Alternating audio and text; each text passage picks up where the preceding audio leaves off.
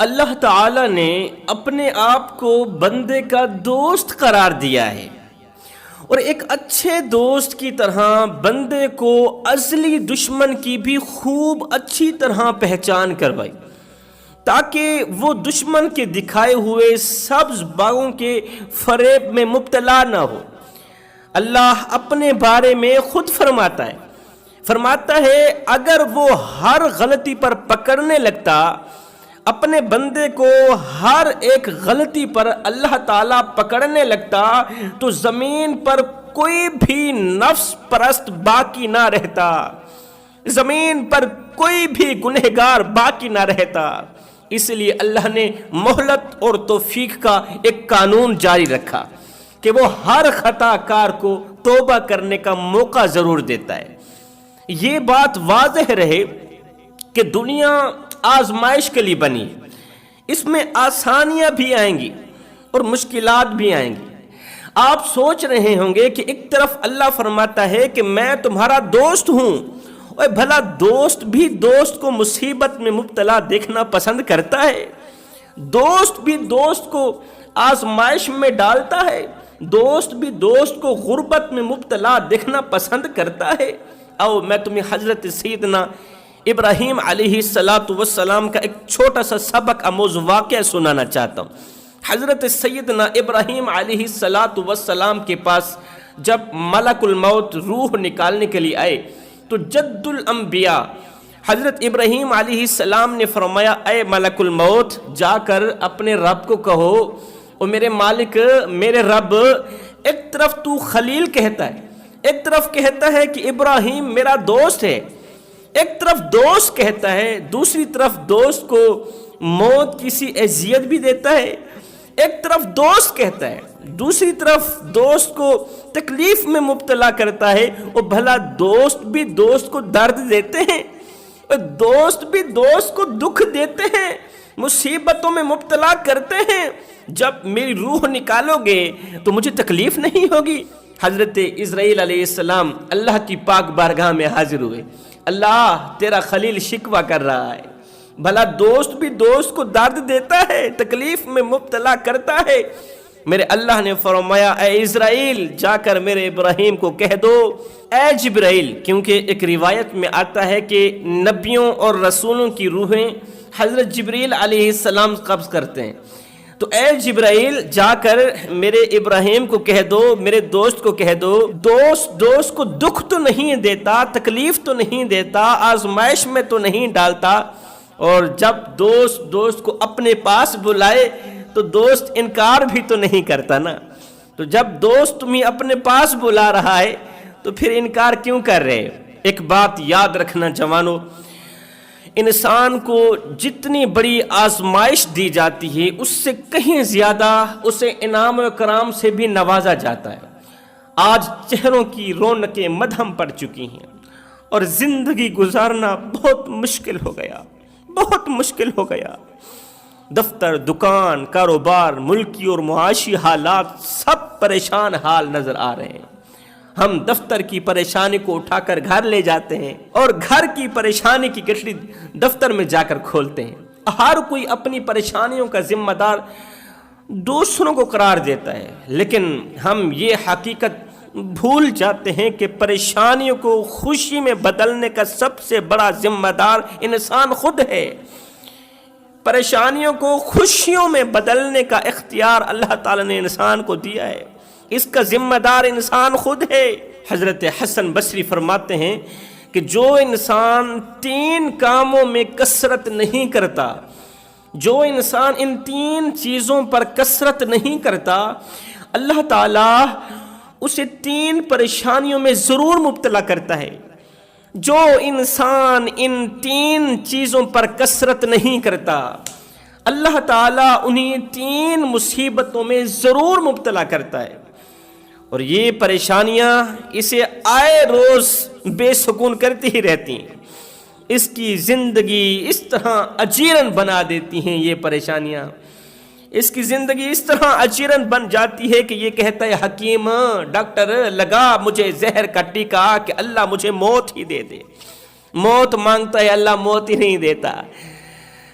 शुक्र किया करो अल्लाह ताला ने तुम्हें जिंदगी दी है, सेहत दी है, और ये भी शुक्र किया करो कि अल्लाह ताला तुम्हें मौत देगा, और एडवांस शुक्र किया करो कि अल्लाह ताला तुम्हें मौत देने के बाद कब्र जैसा खूबसूरत मकान भी देगा। अल्लाह फरमाता है और कुत्ता भी तो मर जाता है, घसीट के रूढ़ी पे डाल दिया जाता है। और बंदे बकरी भी तो मरी थी, घसीट के रूढ़ी पे डाल दी गई। अगर तुझे भी कुत्ते की तरह घसीट कर रूढ़ी पे डाल दिया जाता तो क्या था? अगर तेरी लाश को भी जला दिया जाता तो क्या था? अगर तेरी लाश को भी गली सड़ी बकरी की तरह रूढ़ी पर फेंक दिया जाता तो क्या था?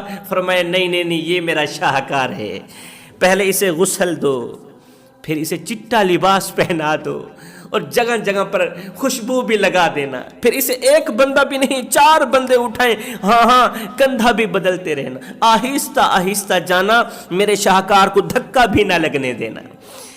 आज तू दुल्हा बना हुआ है, जमाना तेरी बारात बनी हुई है, और फिर तेरा प्रोटोकॉल इतना है कि आज इमाम काबा भी आ जाए, वो भी पीछे है, तेरी लाश आगे है। अल्लाह फरमाते हो बंदे देख तो सही, हमने तेरे साथ कैसा अच्छा सलूक किया, हमने तुझे रुसवा तो नहीं किया, हमने तुझे जलील तो नहीं किया, बता तो सही तूने हमारे साथ क्या किया? तूने हमारे साथ जो कुछ भी किया, हमने दुनिया वालों के सामने तुझे बेइज्जत तो नहीं किया, तुझे जलील ख्वार तो नहीं किया, हमने तो तुझे इज्जत दी है ना।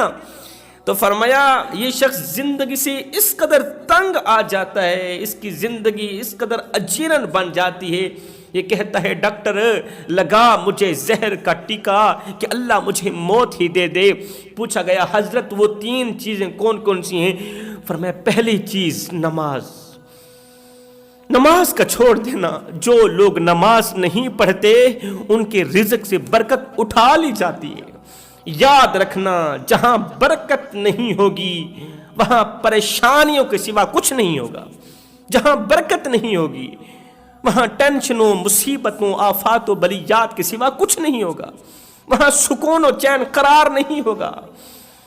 और अगर गंदम के छोटे से दाने में बरकत ना हो, गंदम के छोटे से दाने में बरकत ना हो, वो भी तकलीफ पहुंचाने में देर नहीं करेगा।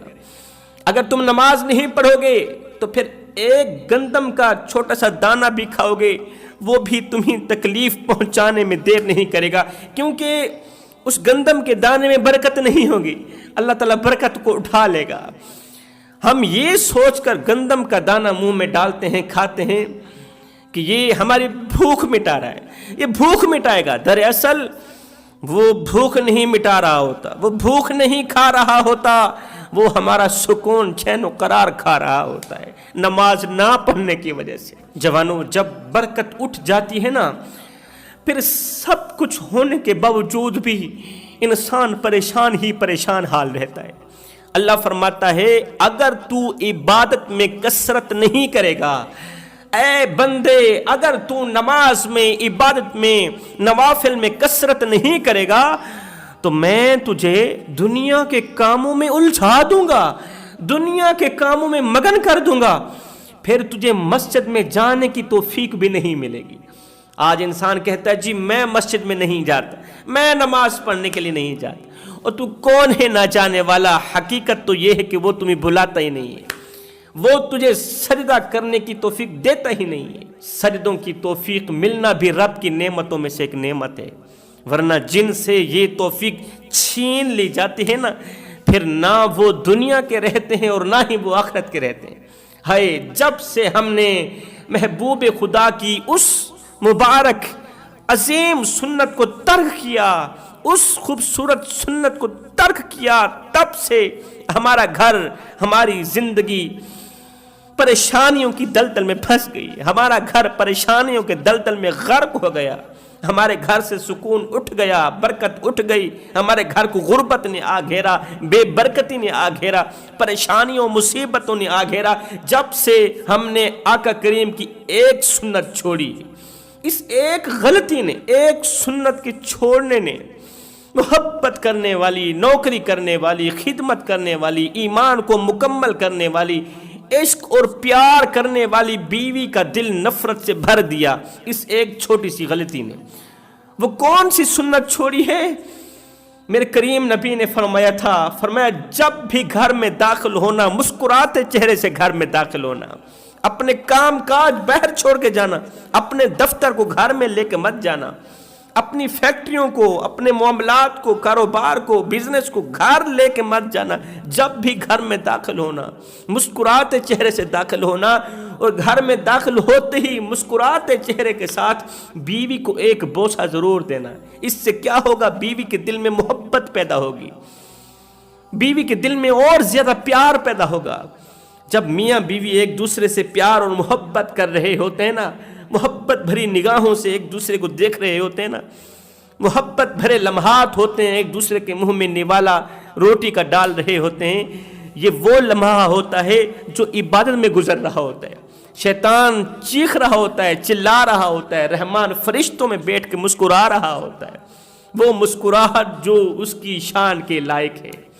فرمایا جب بھی گھر میں داخل ہوا کرو تو مسکراتے چہرے کے ساتھ داخل ہوا کرو، سلام کیا کرو، اور ساتھ میں بیوی کو بوسہ دیا کرو۔ تمہارے گھر کا رزق بڑھ جائے گا، رزق کی بارش برسے گی، اللہ تعالیٰ تمہیں اس قدر عطا کرے گا، اس قدر عطا کرے گا کہ بڑے بڑے رئیس تمہاری امیری پر رشک کریں گے، بڑے بڑے خوش قسمت لوگ تمہاری قسمت پر رشک کریں گے۔ اور بیوی کو بھی چاہیے کہ شوہر کے ہاتھ پر بوسہ دے، اس سے پیار بڑھے گا، ہر قسم کی نفرت کدورت دور ہو جائے گی، ایک دوسرے کا دل پاک ہو جائے گا، صاف ہو جائے گا۔ میاں بیوی کی اس محبت سے اللہ تعالیٰ بہت خوش ہوتا ہے۔ جب رب راضی ہو گیا تو پھر سب راضی ہو گیا۔ نیم کے پیڑ کم ہو رہے ہیں اور گھروں میں کڑواہٹ بڑھتی جا رہی ہے، زبان سے مٹھاس کم ہو رہی ہے اور جسم میں شوگر بڑھتی جا رہی ہے، اور اسی طرح زندگی سے محبت اور دلوں میں نفرت بڑھتی جا رہی ہے، جس کی وجہ سے ہمارے رزق میں سے برکت اٹھتی جا رہی ہے۔ تو فرمایا تیسری چیز جو گھر میں غربت لانے کا ذریعہ بنتی ہے، گھر سے برکت اٹھانے کا ذریعہ بنتی ہے، گھر میں پریشانیاں لانے کا ذریعہ بنتی ہے، مصیبتیں لانے کا ذریعہ بنتی ہے، وہ ہے جس گھر میں سورہ بقرہ نہ پڑھی جائے۔ اللہ اکبر! کیونکہ رسول کریم صلی اللہ علیہ وسلم نے فرمایا جس گھر میں سورہ بقرہ پڑھی جائے، جس گھر میں سورۃ البقرہ پڑھی جاتی ہو، وہاں 3 دن تک شیطان اس گھر کے قریب تک نہیں آتا۔ 3 دن تک شیطان اس گھر کے قریب تک نہیں آتا، قریب سے گزرتا بھی نہیں، اس گھر کو چھوتا بھی نہیں۔ اور جس گھر کے قریب شیطان نہ آئے وہاں رحمان کی رحمتوں کا نزول ہوتا ہے، رحمان کی رحمتوں کا نزول رہتا ہے۔ اور جس گھر میں خدا تعالی کی رحمت کا نزول ہو، وہاں کا رہنے والا ہر ایک چھوٹے سے لے کر بڑا انسان ایسے محسوس کرتا ہے کہ وہ جنت کی وادیوں میں گھوم پھر رہا ہے۔ وہ ایسے محسوس کرتے ہیں کہ ہم گھر میں نہیں رہ رہے، ہم تو جنت کی وادیوں میں رہ رہے، جنت کے خوبصورت عالی شان محل میں رہ رہے۔ امام قرطبی فرماتے ہیں کہ سورۃ البقرہ پڑھنے والے پر کسی قسم کا جادو اثر نہیں کرتا۔ تو جوانوں، اگر تم جادو اور ٹونے سے بچنا چاہتے ہو تو گھر میں سورۃ البقرہ ضرور پڑھا کرو۔ اگر سورۃ البقرہ لمبی ہونے کی وجہ سے روزانہ نہ پڑھی جا سکتی ہو تو کم از کم سونے سے پہلے اس کی آخری جو 2 آیات ہیں وہ ضرور پڑھ لیا کرو، کیونکہ اس گھر میں غربت کبھی آ بھی نہیں سکتی، غربت کبھی چھو بھی نہیں سکتی اس گھر کو جس گھر میں سورۃ البقرہ کی آخری 2 آیات پڑھی جاتی ہیں۔ تو میں دعا کرتا ہوں اللہ ہمیں ان 3 گناہوں سے جلد از جلد توبہ کرنے کی توفیق عطا فرما، آمین ثم آمین، وما علینا الا البلاغ المبین۔